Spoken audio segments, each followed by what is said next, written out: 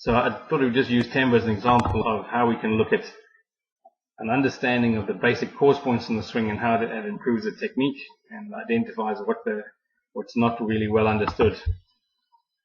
From a student point of view, Themba's been playing golf for about 6 months. He shoots close to 90, but he lacks power and consistency.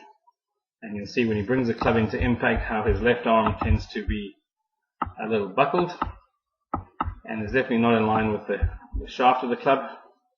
You'll also see how through impact his hips turn very poorly.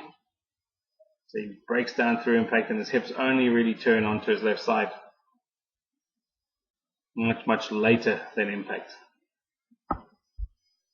This is Themba hitting a pitch shot, and you'll see that he has a little practice swing, and then when he goes through the pitch is just a smaller version of exactly what he does with his full swing. So you'll see again he comes in, his hips aren't working, his left arm tends to buckle, and he's weak through impact.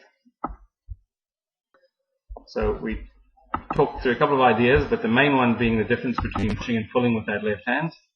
So here we got Themba to understand how to uncock his left wrist to push down and to let his hands and arms work a little bit more with a pushing motion than a pulling motion. And the results are quite significant. You can see now his left arm and the club are much more in line. One of the byproducts or the effects of using his hands correctly is you'll see his body rotates better through impact. So when he goes through, his hands and arms are now much more in sync.